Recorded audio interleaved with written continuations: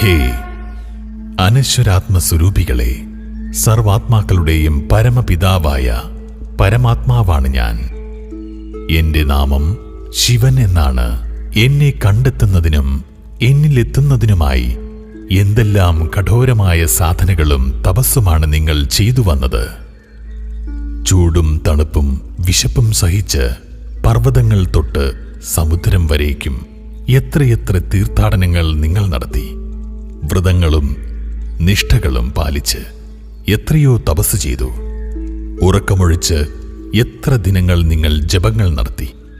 എന്നോടുള്ള സ്നേഹം പ്രകടിപ്പിക്കാൻ എത്ര ക്ഷേത്രങ്ങൾ നിങ്ങൾ പണിതു, എത്ര പൂജകൾ നടത്തി, എത്ര കീർത്തനങ്ങൾ പാടി. നിങ്ങളുടെ നിഷ്കളങ്ക ഭക്തിക്ക് ഞാൻ എന്നെന്നും കടപ്പെട്ടിരിക്കുന്നു. എന്നാൽ നിങ്ങളുടെ യാത്ര ഇപ്പോൾ എത്തിയിരിക്കുന്നത് കലിയുഗാന്ത്യത്തിലാണ്. കലിയുടെ പീഡകളും ദുരിതങ്ങളും നിങ്ങളെ തീർത്തും തളർത്തി അവശരാക്കിയിരിക്കുന്നത് ഞാൻ അറിയുന്നു. എന്റെ അതിപ്രിയ സന്താനങ്ങളെ, ഈശ്വരാനുഭൂതിക്കായി ഇനിയും കഷ്ടത അനുഭവിക്കേണ്ടതില്ല. നിങ്ങൾ സദാ സമാധാനത്തോടും സന്തോഷത്തോടും കൂടി കഴിയുന്നത് കാണാനാണ് ഞാൻ ആഗ്രഹിക്കുന്നത്.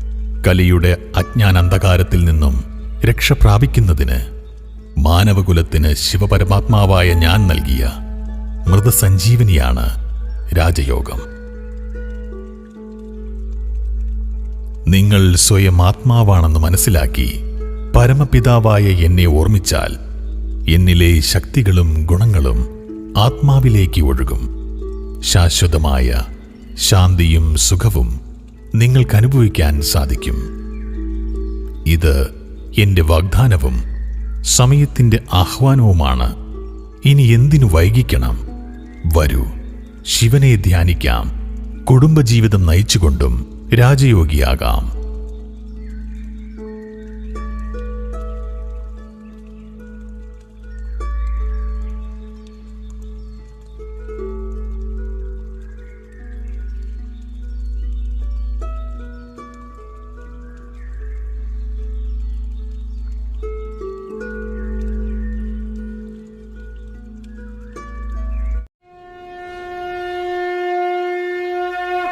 ഹേ അനശ്വരാത്മസ്വരൂപികളെ, സർവാത്മാക്കളുടെയും പരമപിതാവായ പരമാത്മാവാണ് ഞാൻ.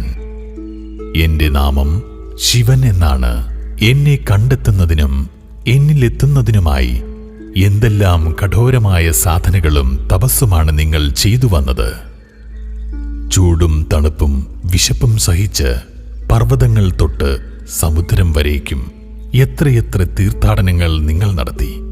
വ്രതങ്ങളും നിഷ്ഠകളും പാലിച്ച് എത്രയോ തപസ് ചെയ്തു. ഉറക്കമൊഴിച്ച് എത്ര ദിനങ്ങൾ നിങ്ങൾ ജപങ്ങൾ നടത്തി. എന്നോടുള്ള സ്നേഹം പ്രകടിപ്പിക്കാൻ എത്ര ക്ഷേത്രങ്ങൾ നിങ്ങൾ പണിതു, എത്ര പൂജകൾ നടത്തി, എത്ര കീർത്തനങ്ങൾ പാടി. നിങ്ങളുടെ നിഷ്കളങ്ക ഭക്തിക്ക് ഞാൻ എന്നെന്നും കടപ്പെട്ടിരിക്കുന്നു. എന്നാൽ നിങ്ങളുടെ യാത്ര ഇപ്പോൾ എത്തിയിരിക്കുന്നത് കലിയുഗാന്ത്യത്തിലാണ്. കലിയുടെ പീഡകളും ദുരിതങ്ങളും നിങ്ങളെ തീർത്തും തളർത്തി അവശരാക്കിയിരിക്കുന്നത് ഞാൻ അറിയുന്നു. എന്റെ അതിപ്രിയ സന്താനങ്ങളെ, ഈശ്വരാനുഭൂതിക്കായി ഇനിയും കഷ്ടത അനുഭവിക്കേണ്ടതില്ല. നിങ്ങൾ സദാ സമാധാനത്തോടും സന്തോഷത്തോടും കൂടി കഴിയുന്നത് കാണാനാണ് ഞാൻ ആഗ്രഹിക്കുന്നത്. കലിയുടെ അജ്ഞാനാന്ധകാരത്തിൽ നിന്നും രക്ഷ പ്രാപിക്കുന്നതിന് മാനവകുലത്തിന് ശിവപരമാത്മാവായ ഞാൻ നൽകിയ മൃതസഞ്ജീവനിയാണ് രാജയോഗം. നിങ്ങൾ സ്വയം ആത്മാവാണെന്ന് മനസ്സിലാക്കി പരമപിതാവായ എന്നെ ഓർമ്മിച്ചാൽ എന്നിലെ ശക്തികളും ഗുണങ്ങളും ആത്മാവിലേക്ക് ഒഴുകും. ശാശ്വതമായ ശാന്തിയും സുഖവും നിങ്ങൾക്ക് അനുഭവിക്കാൻ സാധിക്കും. ഇത് എന്റെ വാഗ്ദാനവും സമയത്തിന്റെ ആഹ്വാനവുമാണ്. ഇനി എന്തിനു വൈകിക്കണം? വരൂ, ശിവനെ ധ്യാനിക്കാം. കുടുംബജീവിതം നയിച്ചുകൊണ്ടും രാജയോഗിയാകാം.